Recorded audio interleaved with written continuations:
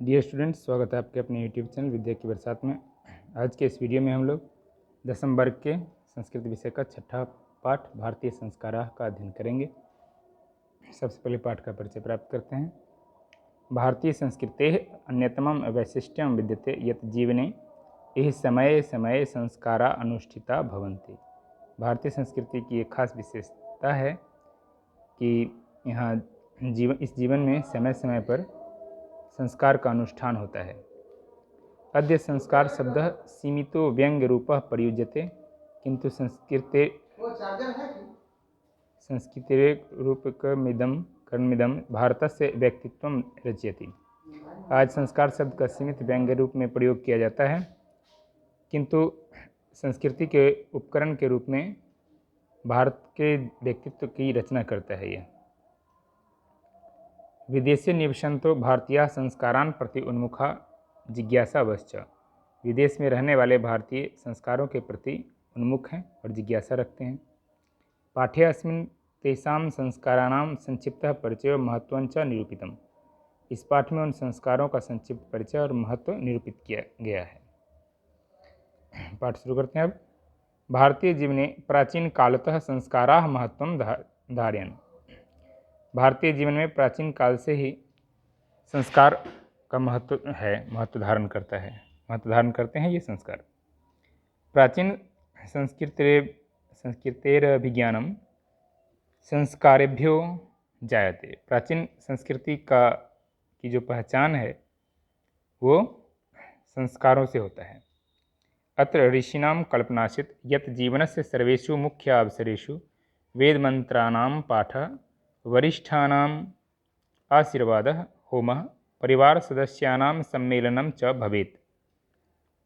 यहाँ ऋषियों की कल्पना थी कि इसके जीवन के सभी मुख्य अवसरों पर वेद मंत्रों का पाठ हो, वरिष्ठों का यानी बड़े लोगों का आशीर्वाद प्राप्त हो, होम हो, परिवार के सदस्यों का मिलन हो, तत्सर्वं संस्काराणाम अनुष्ठाने संभवति। ये सभी संस्कार के अनुष्ठान के अवसर पर होता है।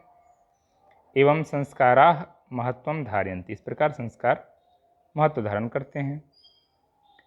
किंच संस्कारस्य मौलिकः अर्थः परिमार्जन रूपः गुणाधान रूपश्च न विस्मर्यते। किंतु संस्कार का मौलिक अर्थ परिमार्जन रूप है, यानी परिमार्जित करना, यानी सुधार करना, गुणों को धारण करना है, यह भूलना नहीं चाहिए। अतः संस्काराः मानवस्य क्रमशः परिमार्जने, दोषापनयने, गुणाधाने च योगदानं कुर्वन्ति।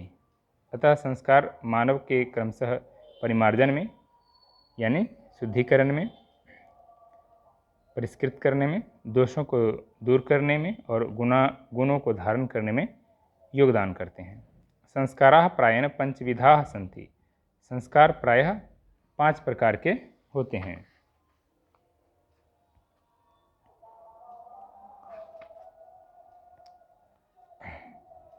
जन्म पूर्वास्त्रयः, जन्म के पहले 3, शैशवाः 6, शिशुअवस्था में 6, शैक्षणिकाः 5, शैक्षणिक संस्कार 5, गृहस्थ संस्कारः विवाह रूपः 1, गृहस्थ संस्कार के रूप में, विवाह के रूप में 1 है, मरणोत्तर संस्कारः 1, और मरने के बाद, मृत्यु के उपरांत भी एक संस्कार होता है। एवं षोडश संस्काराः भवन्ति। इस प्रकार 16 संस्कार होते हैं। जन्म पूर्व संस्कारेषु गर्भाधानं, पुंसवनं, सीमंतोनयनं चेति त्रयो भवन्ति। जन्म के पहले के 3 संस्कार हैं, गर्भाधान, पुंसवन और सीमंतोनयन। अत्र गर्भरक्षा, गर्भाधान मतलब गर्भ की रक्षा के लिए जो गर्भाधान किया जाता है। फिर इसके बाद गर्भस्थ संस्कार रोपणम।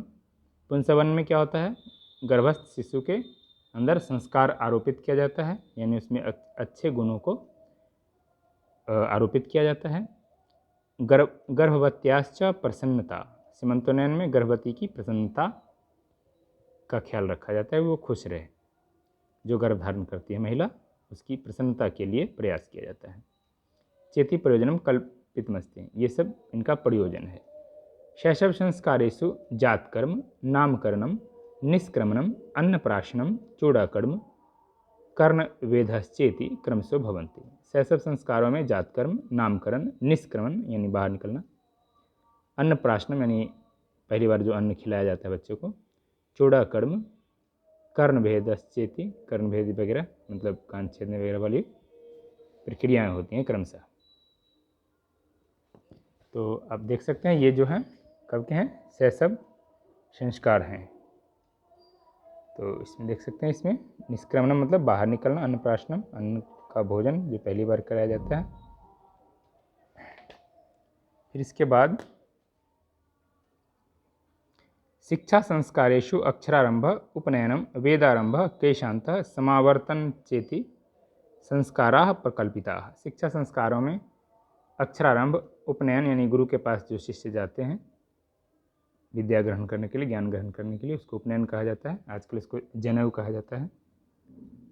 वेदारंभ, वेदों का आरंभ किया जाना। केशांतः, केश को समाप्त करना मतलब कि केश काटना, बाल काटना, पहली बार जो मुंडन जैसा किया जाता है। समावर्तन चेति, और समावर्तन हुआ जब शिष्य शिक्षा समाप्त कर लेता है गुरु के यहाँ, तब जो वापस भेजा जाता है कुछ उपदेश देकर गुरु के द्वारा, तो वह समावर्तन संस्कार कहलाता है, जो अभी दीक्षांत समारोह होता है वैसे ही।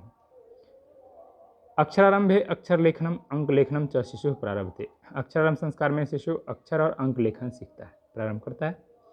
उपनयन संस्कार से अर्थ गुरुना शिष्यस्य स्वगृहे नयनम भवति। उपनयन संस्कार का अर्थ होता है कि गुरु के घर में गुरु शिष्य को अपने घर लेकर आते हैं। तत्र शिष्य शिक्षा नियमान पालयन अध्ययनम करोति। वहाँ शिष्य शिक्षा के नियमों का पालन करते हुए अध्ययन करता है। ते नियमा ब्रह्मचर्य व्रते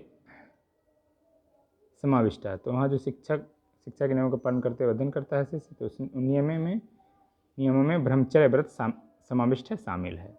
प्राचीन काले शिष्य ब्रह्मचारी इति कथ्यते स्म। प्राचीन समय में शिष्य ब्रह्मचारी भी कहे जाते थे, ब्रह्मचारी कहे जाते थे। गुरु गृहे एव शिष्य वेदारंभम करोति स्म। गुरु के घर में ही शिष्य वेदारंभ भी करते थे, वेदों को पढ़ना शुरू करते थे। वेदानाम महत्वम प्राचीन शिक्षायाम उत्कृष्टम मन्यते स्म। वेदों का महत्व प्राचीन शिक्षा में उत्कृष्ट माना जाता था।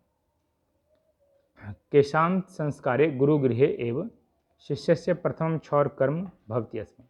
केशांत संस्कार में गुरु के घर पे ही शिष्य का पहला क्षौर कर्म होता था। क्षौर कर्म यानी बालों को काटने वाला जो संस्कार होता है वो क्षौर कर्म, यानी केशस्य कर्तनम, केशों को काटने वाला कर्म। अत्र गोदानम मुख्य कर्म, यहाँ गोदान मुख्य कर्म होता है। अतः साहित्य ग्रंथेषु अस्य नामांतरम गोदान संस्कारो अपि लभ्यते। अतः साहित्य ग्रंथों में इसका दूसरा नाम गोदान संस्कार भी प्राप्त होता है। समावर्तन संस्कारस्योद्देश्यम शिष्यस्य गुरुगृहात् गृहस्थ जीवने प्रवेशः। समावर्तन संस्कार का उद्देश्य होता है कि शिष्य जो है गुरु के घर से गृहस्थ जीवन में प्रवेश करते हैं। शिक्षावसाने गुरु शिष्यान उपदिश्य गृहं प्रेषयति। शिक्षा की समाप्ति पर गुरु शिष्यों को उपदेश देकर घर भेजते हैं। उपदेशेषु प्रायेण जीवनस्य धर्माः प्रतिपाद्यन्ते। उपदेशों में प्रायः जीवन के धर्मों को प्रतिपादित किए जाते थे। यथा सत्यम वद, धर्मम चर, स्वाध्यायमा प्रमदः इत्यादि। सच बोलो, धर्म का आचरण करो, अपने स्वाध्याय या विद्वता का घमंड मत करो इत्यादि। विवाह संस्कार पूर्वकमेव मनुष्य वस्तु गृहस्थ जीवनम प्रविशति। विवाह संस्कार पूर्वक मनुष्य वास्तव में गृहस्थ जीवन में प्रवेश करता है विवाह संस्कार के द्वारा। विवाह पवित्र संस्कारः मतः यत्र नाना विधानि कर्मकांडानि भवन्ति।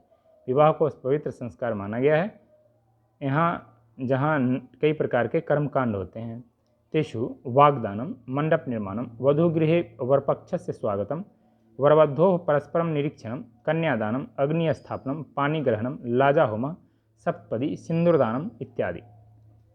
उनमें वाग्दानम यानी छेका जिसको बोलते हैं, मतलब वचन देते हैं कि हम आप ही के यहाँ शादी करेंगे। फिर इसके बाद मंडप निर्माण होता है, मरवा जो बनता है। फिर वधू गृह वरपक्ष स्वागतम, दुल्हन के घर पे बारातियों का स्वागत जो होता है वरपक्ष का। फिर वर वधू परस्पर एक दूसरे को देखते हैं। कन्यादान होता है, अग्नि का स्थापना किया जाता है फेरे लेने के लिए। फिर पानी ग्रहण होता है, जो हाथ ग्रहण, पानी मतलब यहाँ हाथ हुआ, हाथ थामा जाता है। लाजा होमा, धान के लावे का जो हवन किया जाता है वो होता है। फिर सप्तपदी होता है, यानी कि पति और पत्नी साथ में 7 बार अल्पना में जो पैर रखते हैं, अल्पना विशेष में, उसको सप्तपदी कहा जाता है। एक विधि होती है, विधि होता है उसमें, विवाह में, विवाह के समय। फिर सिंदूरदान होता है, सिंदूरदान इत्यादि, ये सब जो हैं कर्मकांड होते हैं विवाह के अवसर पर। सर्वत्र समान रूपेण विवाह संस्कारस्य प्रायः आयोजनम भवति। सभी जगह विवाह संस्कार समान रूप से प्रायः आयोजन किया जाता है विवाह का। तदनंतरम गर्भाधानादयः संस्काराः पुनरावर्तन्ते जीवन चक्रम च भ्रमति। उसके बाद फिर से गर्भाधान संस्कार वगैरह पुनरावृत्ति होती है और इस प्रकार जीवन चक्र घूमता है।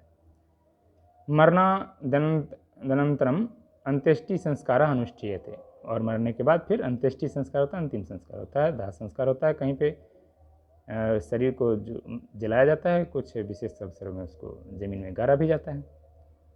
एवं भारतीय जीवन दर्शनस्य महत्वपूर्णम उपादानम संस्कारः इति। तो इस प्रकार भारतीय जीवन दर्शन का जो महत्वपूर्ण उपादान है, स्रोत है, महत्वपूर्ण उपादानम वो संस्कार है। यही संस्कार जो है भारतीय जीवन दर्शन का महत्वपूर्ण क्या है, स्रोत है। इस प्रकार आपने देखा। तो इस पाठ के अर्थ को हमने समझा इस वीडियो में। मिलते हैं फिर नेक्स्ट वीडियो में, तब तक के लिए जय हिंद।